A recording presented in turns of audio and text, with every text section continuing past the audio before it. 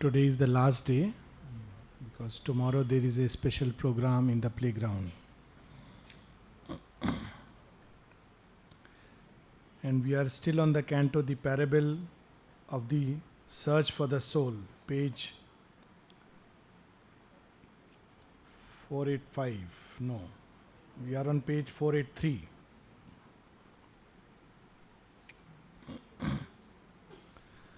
So just as we have a tradition of, when people ask about the good news and the bad news, as Savitri sees what man is and how man regards himself, we have a good news and a bad news. As always, bad news first and the good news later. This is the old tradition. So asuras come first and the gods come later. Of course, the divine is the origin, but they are the ones who end up bringing out the gods into the play. Darkness followed by light. That is the law of evolutionary journey here. So right now we are still on the bad news. The bad news is that however good we may believe ourselves to be or others believe ourselves to be, there is in our subconscious part, everybody's subconscious part, the world's subconscious part, the entire past, all the steps and stages of the journey, the animal, the jinn, the titan, the beast, what is it that is not there? And this is one of the first things what we have seen here as Savitri launches on the journey. She confronts man's past. And this is one of the first things that everyone who is on the path confronts. In fact, Sri Aurobindo speaks of that in the supramental manifestation, and the mother says this when she was asked what will be the sign of readiness for the supramental manifestation. She says you will begin to observe. One of the things is that whatever we see in the world outside, something of that lurks within us. We'll see the errors, the problems, the issues, the darknesses. All this we will begin to see. Very often people experience this in the form of snakes, etc. in their dream. Or otherwise also, one grows in that sincerity and begins to see it inside oneself. Before one takes to yoga, life is very comfortable and easy because I am good, everybody else is bad. It's a very neat arrangement of life. But when we take up yoga, and in fact in all yogas, that's why Kabira, the mystic, said, Bura jo dekhan main chala mujhse bura na koi. If I begin to see what is bad in others, I begin to see that I am the worst possible guy. Of course, this should not dishearten or despair us because there is the good news waiting round the corner. But first, a complete understanding of what we are. Sri Aurobindo uses a word in the synthesis of yoga, the disorderly order we call man. We think it is a great order, but there is a disorderly order. And how this comes and what this is, that's what we are going to read. Only a little of us foresees its steps. We plan everything, not only 1 year, 1 day plan, but yearly plan, 5-yearly plan, 10-yearly plan. But what do we really see? Only a little. Only a little has will and purposed pace. If we look at the whole day, we'll see that very little movements were done with a very conscious intent and purpose. Much of it is involuntary, going on mechanically. A vast subliminal is man's measureless part. Just as we see a tip of the iceberg. It's only a tip, but submerged below there may be a whole Himalaya. So there is a whole subliminal part. Subliminal literally means below the threshold. Below the threshold of our waking awareness. For instance, people often say that I fell ill and then they attribute causes. So they say I had, only dining room food, or they will say that, I only met this person, I only went to this house. This is the fringe of which we are conscious. We do not know how many things have happened in the whole day because we are aware of only a small fraction on the surface. So subliminal is Again, there is a mental commerce that takes place without our knowing. Thoughts of others enter us and our thoughts influence others. There is a subliminal vital commerce. The vital passions, desires in everyone, they toss and turn and mix and match. Then there is a subliminal physical also, where various kinds of physical currents, they enter us and influence us unseen by us. There are people who fall sick because there is a bad weather out there, and there is a truth in that. Lot of people in Pondicherry we observed, lot of patients who came up after there was a very terrible cyclonic storms and rains lashing for almost a week or 10 days. And people often think it's because of water and this or that. But our subliminal physical records these events and reacts to it in its own way, because it's a one continuum. We think we are separate and divided, but in the subliminal, we are constantly mixing and interchanging with the whole world. There is a vast commerce. But this is not enough. The dim subconscious is his K1 base. It's not just the subliminal below the threshold. There is also the subconscious. All the past survives there. There is a very interesting story in Shiva Puran. Before Parvati has to be prepared for a mission. And the original mission is that she and Shiva must bring into being Kartikeya, who will slay the great demon. But before she can be prepared for this process, she is already a yogini. She has many beautiful experiences, but there is one cave where Shiva doesn't allow her to enter. And she says that, well, I have a right over every place. You are my husband. Why don't you allow me to enter? But he says, no, when the time will come. And one day she just enters there. And she is haunted by all kinds of ghostly figures and voices who constantly say, please come, save us, rescue us. We are bound waiting for you. And she is moved to the core. So he asks Shiva, what is this that I heard? What is it that I have experienced? So Shiva says, it's your own past. You have to reckon with it. Until you reconcile with it, you cannot be ready for the mission.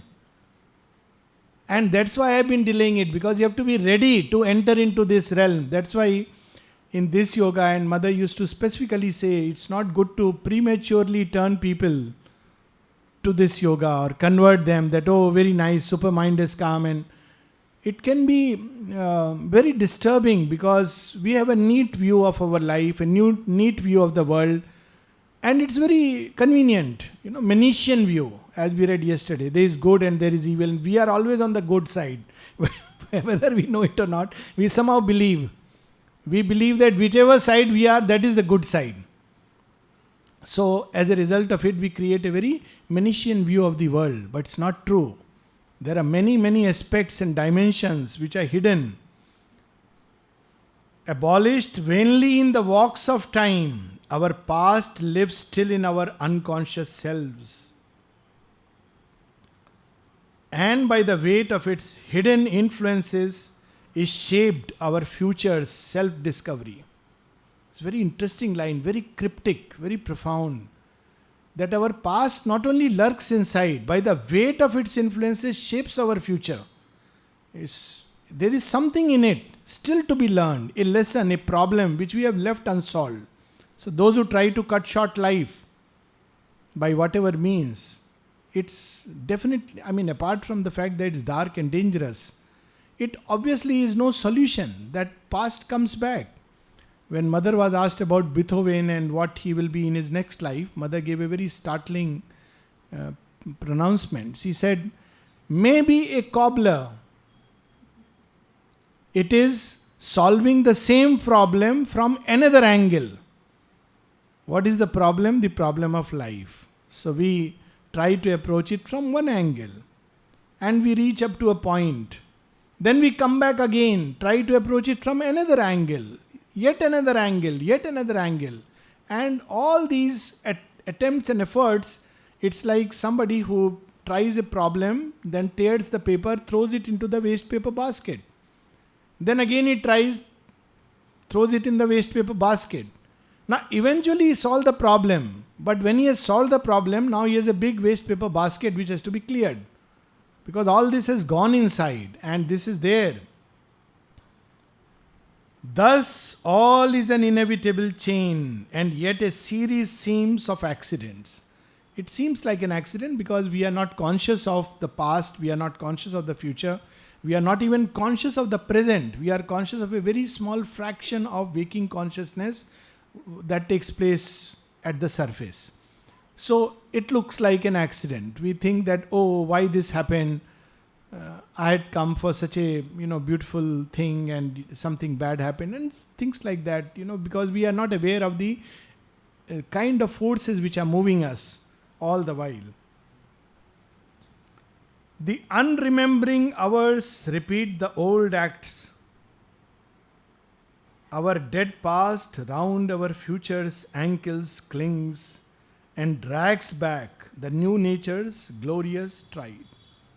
Why does it do it? He's a bad guy. No, he's a perfectionist. It says, no, you have not yet done. Something is left undone. Get back. Something is left unsolved. It's a thorough perfectionist. That's why this past is allowed to continue. It haunts us. That's why when people say, oh, forget and forgive, or, let's forget it. I wish sometimes people come to me and say, I want to forget my past. So all that I can say is I am also trying it. Let's sit together and find a way. One wishes it was so simple. The fact is, even when we have forgotten, it's still there, unremembering. That is the real problem. That even when we have forgotten, it's still there and comes up in strange reactions, in dreams, in little moments of which we are not conscious. So it lurks. Now, the remedy, of course, comes later, but first the diagnosis. Not that we should not feel disheartened. Oh my God. Rather, we should say, oh my God, he has undertaken what a big work. So, or from its buried corpse, old ghosts arise. These are the ghosts which are the real problem. Those which are there in the Shamshan and the morgue, they are very decent people. They are terribly scared of human beings. But when we get scared of them, they feel, oh, there is somebody who wants to connect with us. So they come out and say hello. We find it very scary. But these are not scary ghosts. They can do very little. But ghosts from our own past are the real scary ones. We think we have overcome. Mother used to say, that's why never boast. You boast that, this problem I had in the past. So, within a few minutes, a few hours, at the most next day or a few days, it will come up and say, look here, boy, you have not, please be humble. It's there very much.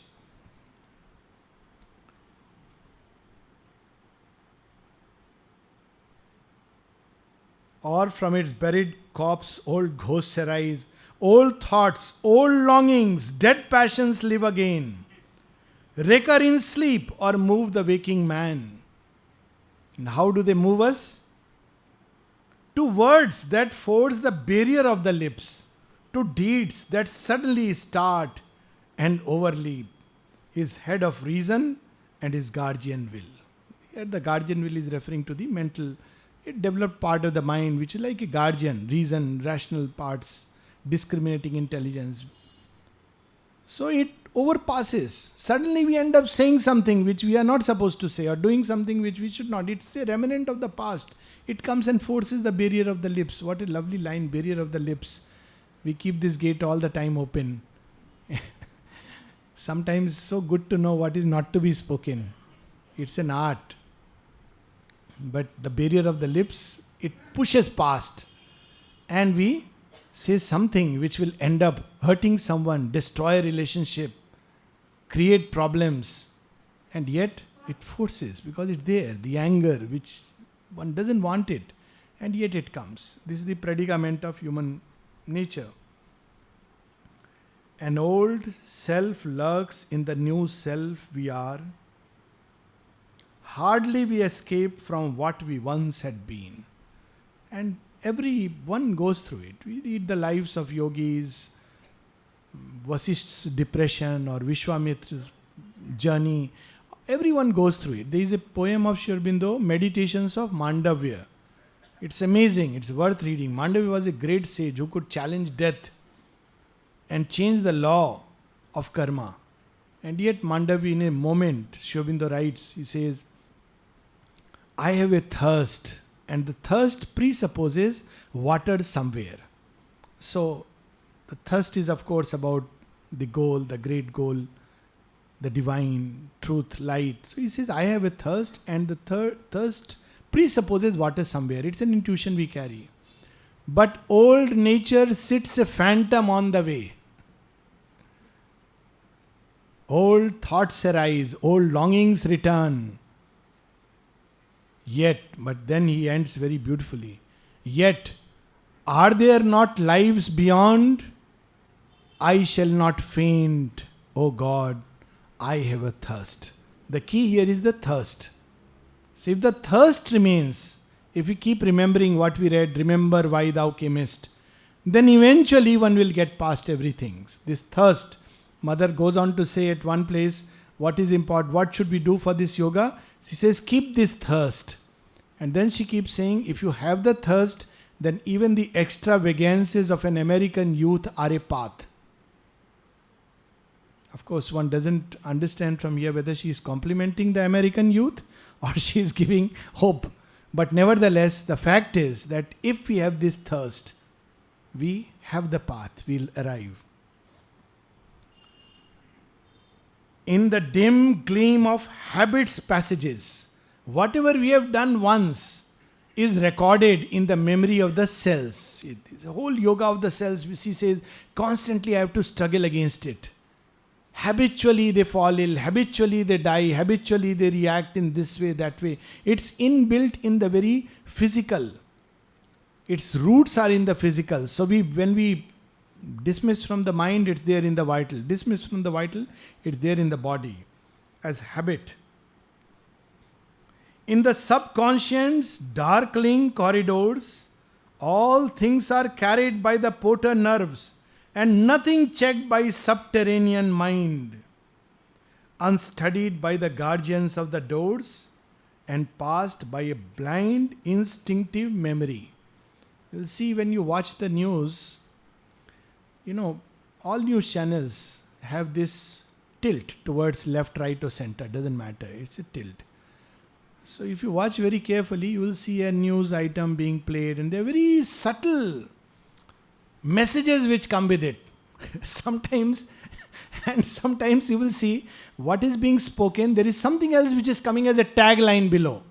Something very different. If you are very vigilant, you will see it. What is being said is not the tagline which is coming. The tagline is something different. And some news channels also make, something on top. And there is a side clip. And all this is being fed into the mind unconsciously. That's the power even of advertisement. That, we don't even know that when we are clicking and opening the internet browser, there are many kinds of images bombarding us. And we think we are not focusing. But even a moment, it's like a recording camera. It just puts everything in the subterranean mind. And it's there. We just can't help it. Whatever we have seen, felt, heard, touched, even whatever we have not consciously seen, consciously heard, but have just picked up, that gets stored there as a memory. So not an easy task. And then, as I said, there is so much of humor in Savitri. The old gang dismissed, old cancelled passports serve. So the old gang is dismissed. All these, we have, but yet, when we get a new passport, the old one is cancelled. But still, it serves to get an entry into the subterranean mind and springs up from there. Nothing is wholly dead that once had lived. And this applies not just to one life. There is a whole subconscient of our own past and a whole subconscient of Earth's collective past. Makes it even more difficult. It's there, it remains. So we can understand the enormity of this work which Mother has undertaken. It's not a joke. And Mother speaks about this clearing the subconscient, and when she says, this is cleared, what it would have meant, what kind of Herculean labor.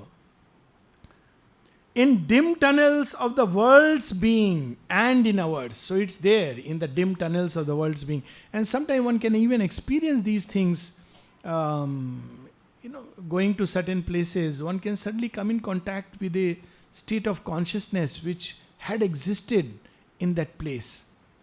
And one can experience a little bit of that. Of course, this can be both kinds of things. Things which are very nice, and that's the whole idea of preserving certain holy spots. It continues to stay there in some way or the other, and it can be used to advantage. People, at least in India, we have this idea of going to these places which are birthplaces of, even like in ashram, these things continue to exist. All her imprints are there. So there is a good side of it. There are many good imprints, but there is also a dark side of it. Sri Aurobindo at one place says that if a yogi picks up a sword, he can know if the sword is 300 years old. He can know all that has happened through this sword. That memory is imprinted in the sword. So if he lifts that sword, he can know all that has happened with that sword in the last, whatever its origin is, 300 years. It's possible to know that. And about this subconscious, he gives such nice examples that, how a girl in trance would suddenly recall the entire Jewish Talmud. She didn't know Jew language, but she was working in a Jewish home. So every day the Holy Scripture was read and she just got it inside without knowing. So you see, it's so good to let Savitri play in the background or, read it. There's a good side of everything. So it goes into us. It doesn't matter. Let's fill our subconscious with these beautiful things. Even if we are not able to pay attention, even if we understand nothing, but at least we are putting into the subconscious mind very beautiful things, powerful things. So that was the whole idea of sanskars. The old rejected nature still survives. The corpses of its slain thoughts raise their heads and visit mind's nocturnal walks in sleep. Its stifled impulses breathe and move and rise. All keeps a phantom immortality. So that's why it happens that, we have gone to sleep in such a nice state. When we wake up, something has happened. That old nature has come back again. We are the same stupid monkey once again. So this is how the problem takes place. Irresistible are nature's sequences. The seeds of sins renounced sprout from hid soil. We think now we are a good boy. There's some stories like that. And all these stories contain some grain of truth. There are movies where there is a gangster who has given up. He is no more a gangster. He's changed. And then something happens and he goes back to being a gangster again. Because that old self is there. And it can spring up any time. And that's why one has to be so conscious and so careful and above all open to grace. The evil cast from our hearts once more we face. Our dead selves come to slay our living soul.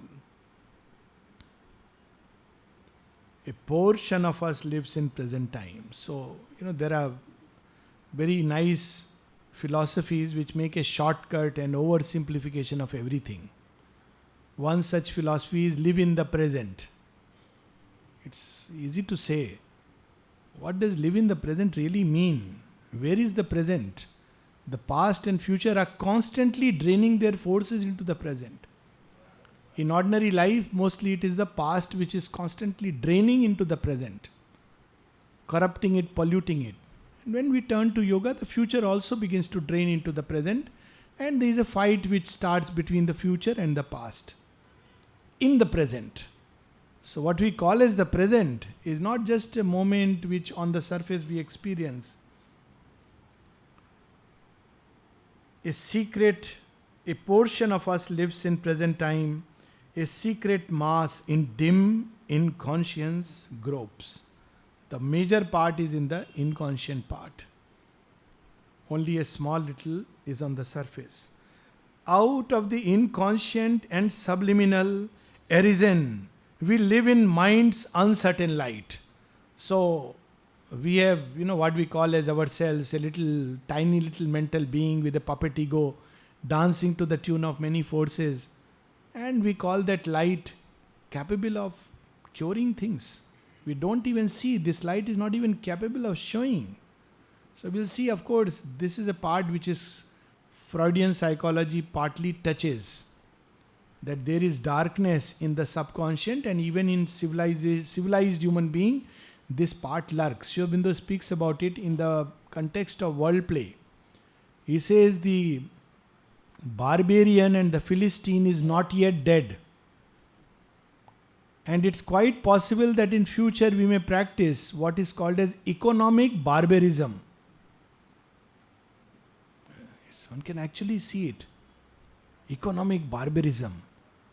Where we stifle, we play economic warfare. We don't fight with barbarians through stones. Then barbarians became, decent human beings. So they made bombs which some other people threw. Then now they have become still more decent human beings. So we play economic warfare. Squeeze the country's finances, start changing their economy. And novel ways. Devaluing your own currency. And you create a chaos in the market. So all these are, what is it? It's same. The barbarian and the Philistine only has found new ways. It has put on the facade and mask of civilization. Arisen, we live in mind's uncertain light and strive to know and master a dubious world whose purpose and meaning are hidden from our sight. That's why the word dubious, uncertain world. We don't know what it is really that we are dealing with. Above us dwells a superconscient God, hidden in the mystery of His own light. So there is, but hidden in the mystery of His own light. Around us is a vast of ignorance, lit by the uncertain ray of human mind. It's like a little flickering lamp which we carry in a forest, thick forest, and we see just a little step in front. In fact, perhaps not even that. Sri Aurobindo says, man knows not even the step in front. What's going to happen the next moment?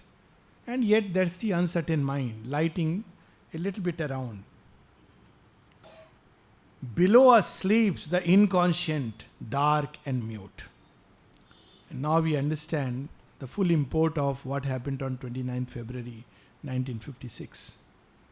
The door, when Mother speaks about opening that door, breaking open, she says, which separates the divine from this world of ours. Divine is there, but hidden behind, separated as it were. And when the door gets open, suddenly that light rushes, invades the inconscient base. The first effect of the supramental manifestation was that the inconscient swallowed it. But it doesn't know what it has swallowed, because it is bound to burst forth and come out. It's literally tried to swallow the omnipotent and the omniscient. There are very interesting stories like this in Indian thought. One of them is that there is a period of time when Lord Vishnu is swallowed for 3 months by a demon. I don't know whether people are aware of this story or not. Swallowed by a demon. What kind of story is this? There is a moment when Kali swallows Shiva. Darkness eclipses for a moment all that is bright and beautiful. But by doing so, it paves the way for its own change. So, inconscient swelling supramental light is the beginning of the change of the inconscient base which lies below us. And this was the difficulty that Mother and Sri Aurobindo were tackling with. That's why when people asked, we want to participate in your mission, Sri Aurobindo would say it is very difficult to participate in my mission. So what we can do, just open to Mother. Give a simple way. Don't try to, I am doing Mother's work. It's a tall order. It's enough if we allow Mother to do her work in us. That is good enough. That's big thing done. So, it's a reality check that Sri Aurobindo has given. But now comes the good news. So always good to have the good news later on. But this is only matter's first self-view. If we look at, this is what we become aware in the beginning. As we start our first journey in the yogic life, this whole thing becomes clear to us. Oh my God, I am all this. I thought it's gone. In the beginning it happens, so good, I am advancing so fast. All that thing has gone from my nature. I have surrendered, I have aspiration, I have rejected the whole gang. And after few weeks you discover, no, it's there. Then after few months, after few years, and you say, now we understand what this real game is about. But in the beginning, this is how it appears. But this is only matter's first self-view, a scale and series in the ignorance. This is not all we are or all our world.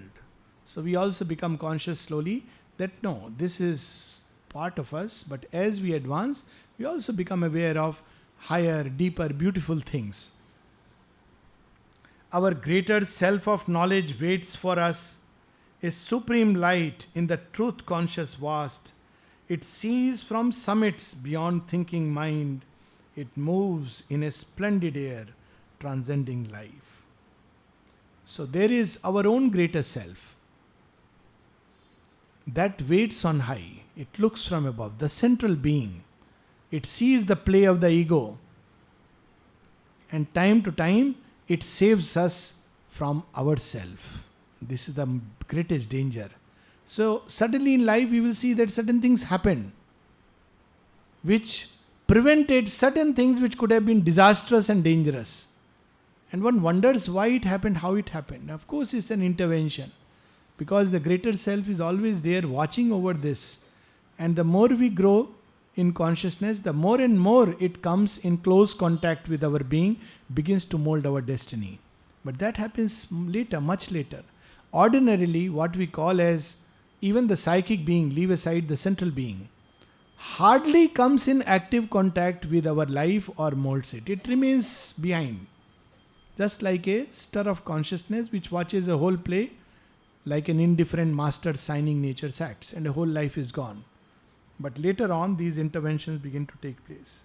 And now comes the master line to remember, truth made the world, not a blind nature force. So if you look at all this, you look, oh my God. But no, this world has been made by truth. And therefore there is a meaning and purpose.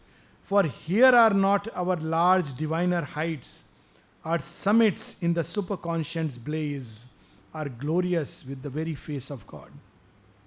There are two Himalayas. One is the Himalaya which is buried inside the Atlantic Ocean. It is actually bigger than the Himalaya which is on the surface. And this is the other Himalaya which blazes in the glory of God. One is the reflection of the other. Even in earth nature, physical nature, it is reproduced. So both are there and we have to reckon with both. The more we climb to the Himalaya here, the more we can actually reconcile the Himalaya below. So in actual yoga, this is what happens, that one becomes aware of a great height, then one becomes aware of an equally darker state below, because it has to be reconciled. Sri Aurobindo has spoken of it several places as the waxing and waning. The Vedic Rishi spoke about as the day and night of the seer, that through which one goes into the perfect integer of the soul. That's how Savitri describes it. There is our aspect of eternity. There is the figure of the God we are. Not even he's saying that the God will become. In our highest nature, we are a Godhead. We are not conscious of it. We have to become it. But now we have to struggle and strive through the corridors of nature. His young, unaging look on deathless things, His joy in our escape from death and time, His immortality and light and bliss. This is our truth. In traditional yoga, we are told to remember it.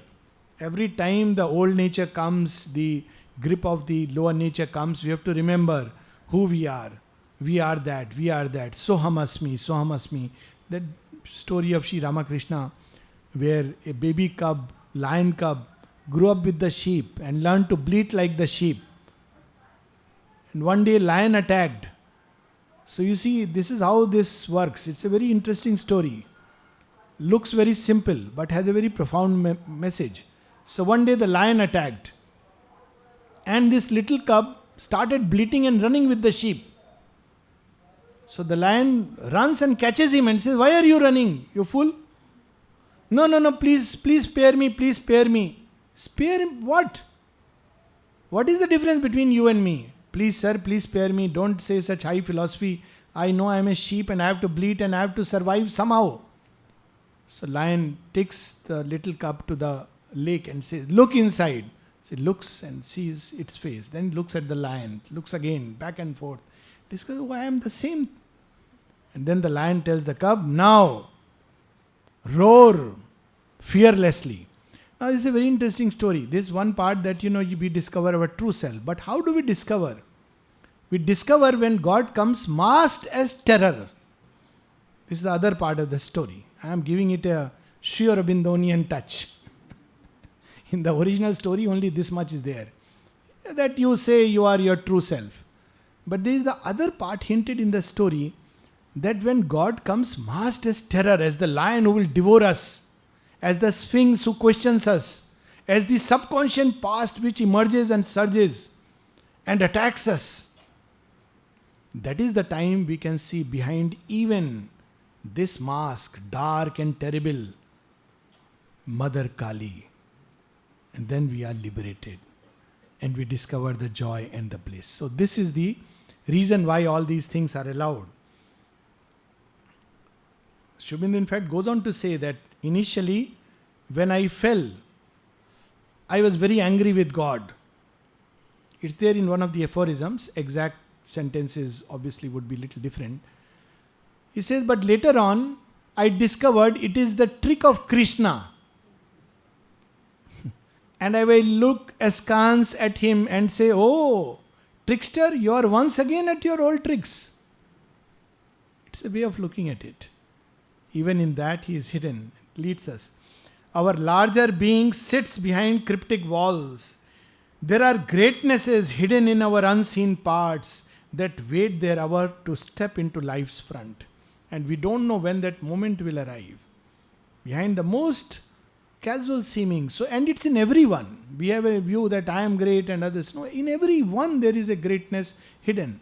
And many times it comes during hours of crisis. We were talking about this incident in Pathankot. It's a strange thing, Commandos were there, military came, but who stole the limelight? And a cook who was earlier in army, now he had grown old and he was actually cooking for the breakfast.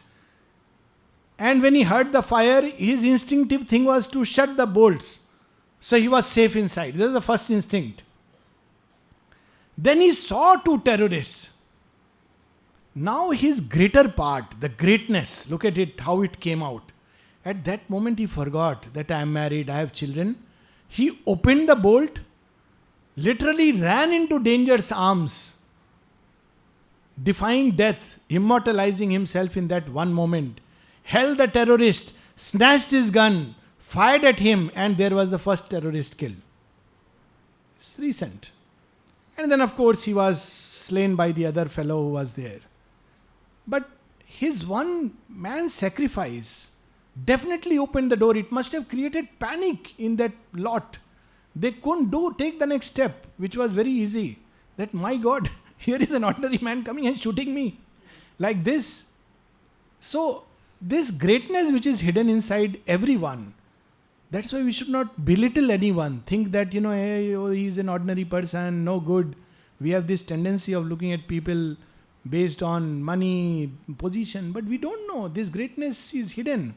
When it will step out, I have so many instances, real life, where I have seen this greatness come out in the most unexpected moment from the most unexpected of human beings. We feel an aid from deep indwelling gods. One speaks within, light comes to us from above. This is the good news now we are getting. Our soul from its mysterious chamber acts, its influence pressing on our heart and mind pushes them to exceed their mortal selves. So the focus has to be on growing of this light. So when people come and ask how to forget the past, the solution is move into the future. It's the one line solution. How to get rid of darkness? Grow in the light. How to forgive? Increase the power of love. Otherwise it's not possible. It will continue to stay. We have that, there are people with this growth of light, what they cannot achieve. The story of sage Vasisht, Sri Aurobindo recounts the ideal of forgiveness. Vishwamitra has slain his 100 sons and he has gone through all the pain and trauma. And then one day there is a conversation with his wife and he tells Arundhati, please go and get some salt from Vishwamitra's house. And she says, are you fool? Don't you know? You want me to do this? He says, yes, yes. He says, don't you remember he has killed 100 sons? He says, yes, but I love him. What? If you love him, you could have told he is a Brahma Rishi long back. Why all this? You made me lose my 100 sons. He says that would have been untrue. And if I would have told him then, Vishwamitra would have never been able to become a Brahma Rishi. I can't understand this. Meanwhile, Vishwamitra is rage, full of rage, waiting to kill this man. Then when he hears all this, he comes and falls at his feet. He says, pardon me. That moment Vasisht says, Brahma Rishi, get up. He says, now you are qualified. He says, that's okay, but give me Brahma Gyan, true knowledge. What made you capable of this feat of loving me? So he says, do one thing. And Vasisht had gone through depression. It's documented. He literally tried to kill himself after this 100 sons have died. He ties with iron chains and jumps into river, which is, whole nature trembles. What is happening? And it cuts the chains. That's how the name came of the river Vipasha. River Vipasha. It breaks the chains because such a great sage tried. People go through these stages. And then he becomes, and then he says, give me that knowledge. He says, I can't give you. Ananta Dev is qualified to give you this knowledge. Sri Aurobindo has recounted this. It's a very beautiful story. So let me just quickly complete it. So he goes to Ananta Dev and says, please give me that knowledge of Brahman. And Ananta Dev says, yes, but I am holding earth on my head. Can you hold it for a while? He says, yes, sure. I am Vishwamitra the Great. He says, okay, please hold it. I let go. And Vishwamitra says, with all the power of my tapasya, I ask this earth to be still. But the earth continues to move. And now there is problem. So, Ananta Dev says, what are you doing? He says, I don't know. He says, okay, have you ever met a holy man? So you can immediately remember Vasisht. He says, yes. I think I met a holy man. Offer fruit of your meeting him, even one moment. He says, okay, one moment of meeting Vasisht, the fruit of that I offer. And the earth stops. So Vishwamitra says, now will you give me Brahma Gyan? He says, are you a fool? You met Vasisht. One moment of meeting him can stop this earth. And you think I am qualified to give you the Brahma Gyan? Once again he goes back angry.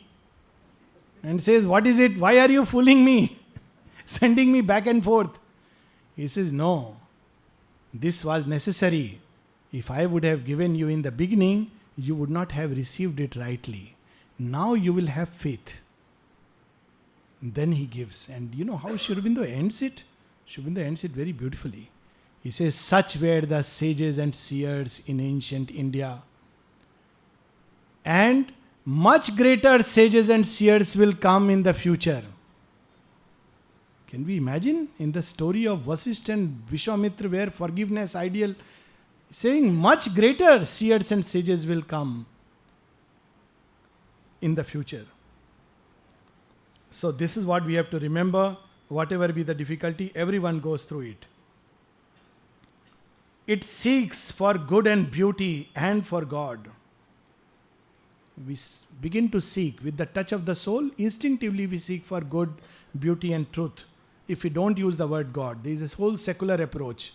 In spirituality, they are reconciled. Secular approach is to seek for truth, beauty, and good. But without all the 100 biases and opinions. It's a genuine seeking. That's how the Greeks sought God. We see beyond self's walls our limitless self. We gaze through our world's glass at half-seen vasts. World is what? A glass mirroring something, and we see what is beyond it. We hunt for the truth behind apparent things.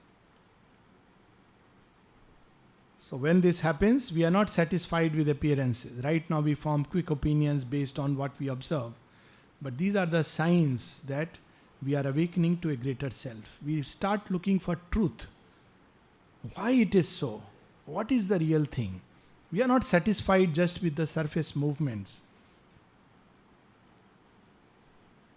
Our inner mind dwells in a larger light. Its brightness looks at us through hidden doors. Our members luminous grow, and wisdom's face appears in the doorway of the mystic ward. So then, as we grow, slowly wisdom begins to dawn on us, and we look at wisdom's face. And then what does she do? When she enters into her house of outward sense, she's always there inside. Pragya Prashyato Purano, as seated inside creation in every atom of existence, this wisdom is there. But slowly she begins to show her face, and light begins to dawn into the most outward fields of nature. Initially it dawns on Mount Everest and Kanchenjunga. Then trickles down and right onto the plains, light begins to dawn.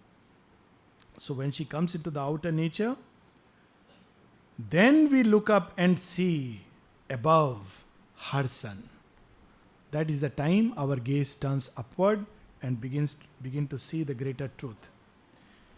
A mighty life self with its inner parts supports the dwarfish modicum we call life.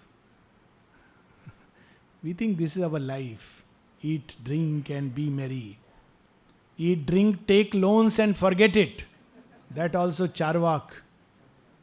Eat, drink, take loans and forget it, because there is no another life. But when we grow in consciousness, then we see there is a greater life.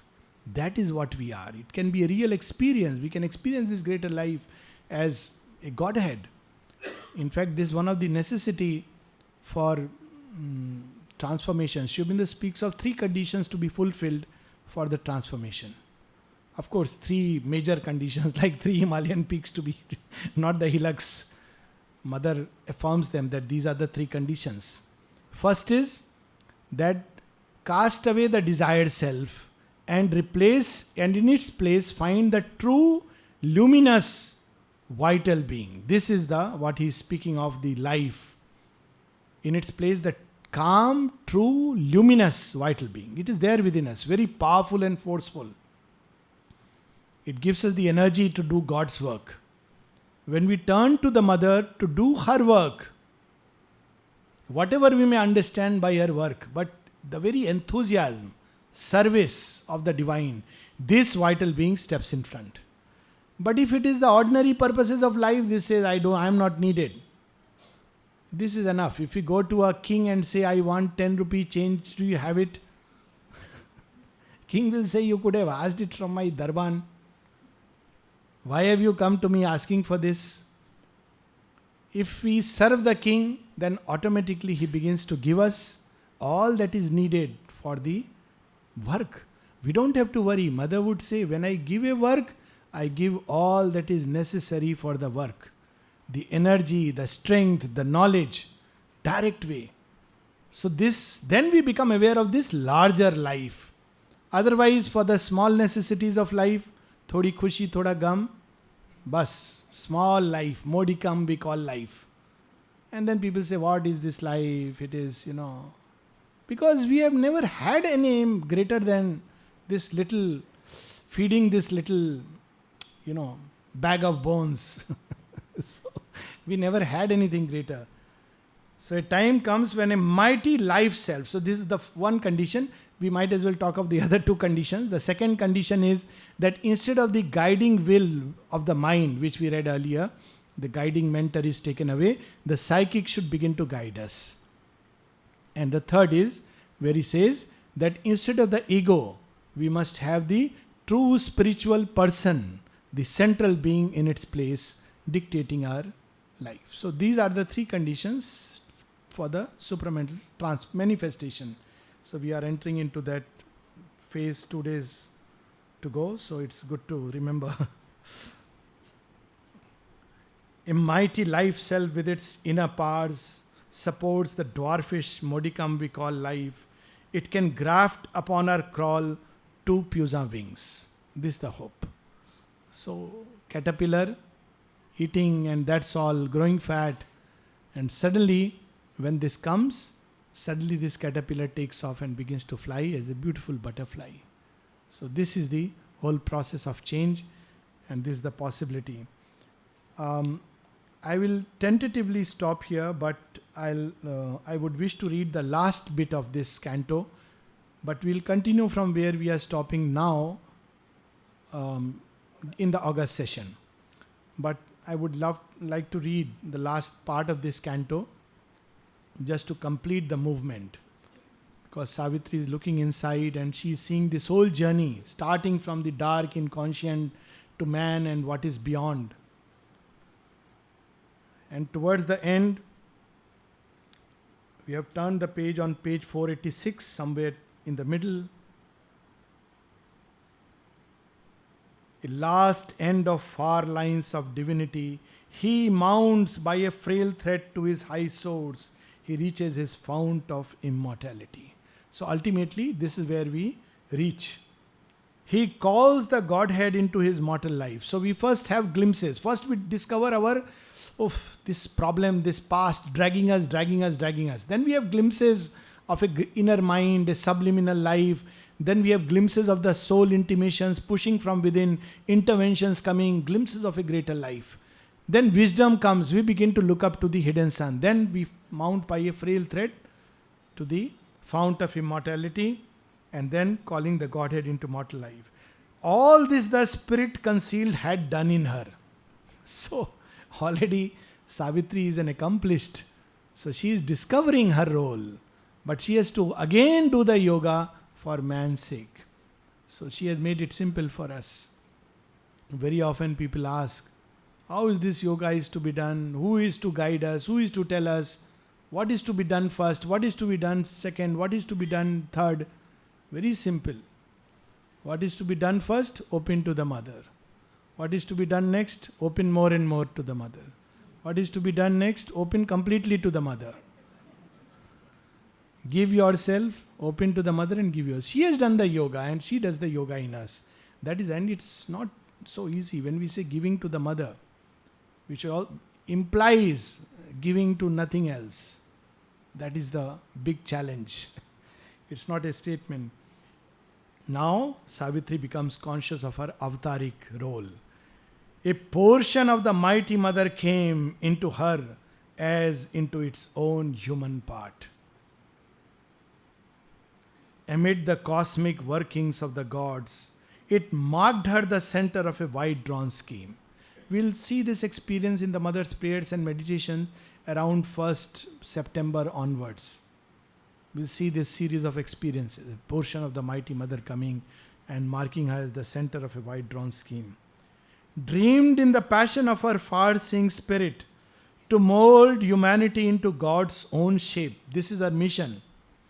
She has seen the task and taken the challenge. This is man, but she is given the task of molding humanity into God's shape, not just to form a cult, a sect, a religion, none of these things, but to mold humanity and lead this great, blind, struggling world to light, or a new world discover or create. This question has been left hanging. It's very difficult to lead the blind. There has to be complete trust and dependence. This is the condition. Sri Aurobindo repeatedly speaks of that, because the divine, in fact he says, the ways of working of the divine is not what the human beings cherish. We want things to be nice. Once we have turned to mother, everything will be very nice in my outer life, with my children, with husband, wife, family, God knows, everything that we carry inside. The first thing divine may do is just start throwing out everything that is unnecessary, like a garbage.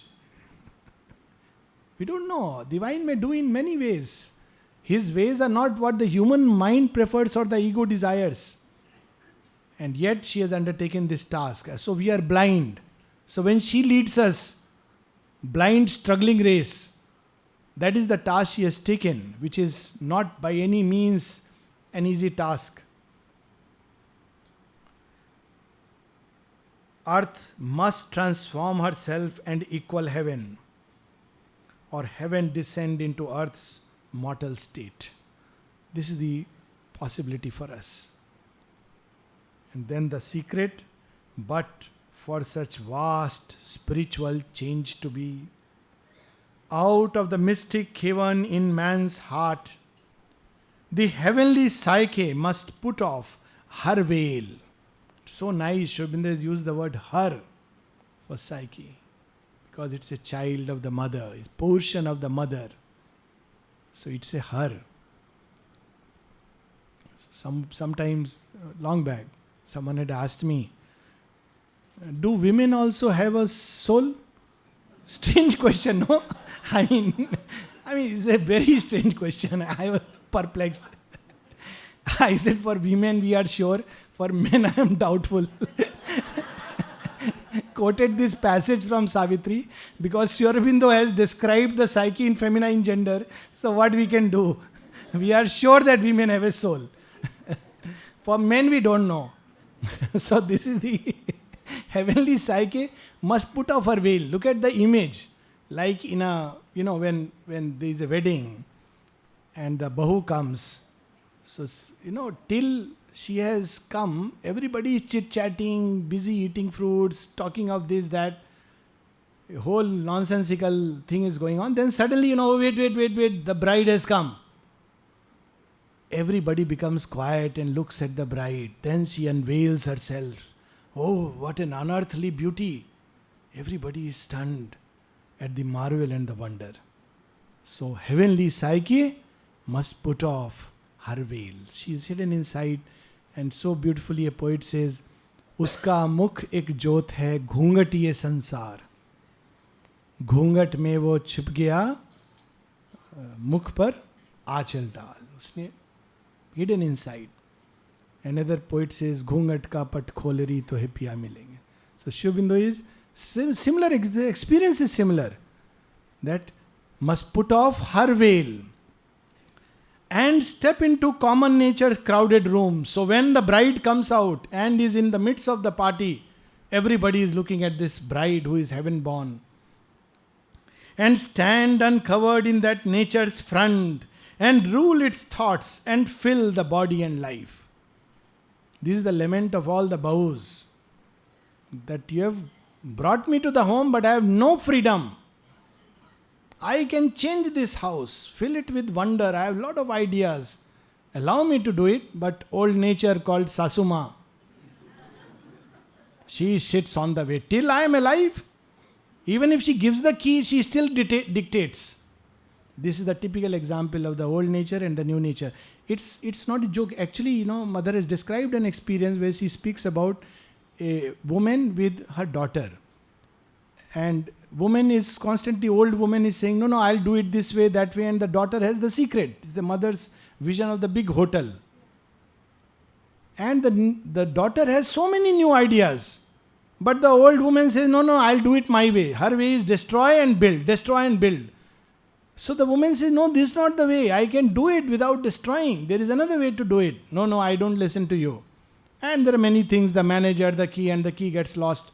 And then the mother says something interesting. The old woman is the old nature, the mind. And the daughter is the new consciousness. She knows the way. She has another way of doing it. But the old lady will not allow. I know it best. The old nature, old consciousness will just not allow. So she has to step into common nature, crowded rooms. She has to be allowed. And what she has to do? And rule its thoughts. She has to be given the power and fill the body and life. When Savitri hears this, look the state in which she now enters. And this is the perfect state to be in when we become seekers on this path. Obedient to a high command she sat. She has received the command to seek the secret soul for man's sake. You are an accomplished yogini, but the path has been blocked on earth. You have again taken a mortal body, open the path for man. Obedient to a high command, she sat. Time, life, and death were passing incidents. Not to speak of the TV news. Time, life, and death were passing incidents. This is the state in which a yogin sits, steadfast in the seeking. When Anil Baran Roy had come, Sri Aurobindo gave him one advice. Don't allow the asan, seat, ko dolne mat dena. In Bangla, don't leave the seat. Stay on it. It will take time. Many things will come, ups and downs. But don't leave it. Don't go away. Don't turn away from the yoga. Don't be carried away by the voices of the world which will allure and attract. Obedient to a high command, she said. Things may happen which may be pleasant. Things may happen which are very unpleasant. It's okay because the goal is far greater. Obstructing with their transient view her sight. What do these events do? They obstruct our sight. Her sight that must break through and liberate the God, imprisoned in the visionless mortal man. The inferior nature born into ignorance still took too large a place. It veiled herself, and it must be pushed aside to find her soul. So we'll stop with one small little message which someone gave, and of course it's written on the ashram notice board and a few words, but actually nothing is necessary now. It's very obvious. The message is the only thing that matters is the mother's words. The only thing that matters is constant contact, total and complete. Yes, constant with the force, the light, the truth, the power, and that affable delight of supramental consciousness. That's all that matters. That is sincerity. All the rest is an illusion.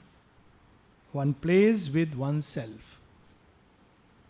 All the other things we do, scholarly things, high things, name, fame, outside, even this inner experience, that vision, that voice. What matters is contact with the supramental consciousness, force, light, Ananda. The way, not written here, love the mother, open to the mother, give to the mother. So we'll stop here with that, and we'll have a small music, little music, and then the prasad.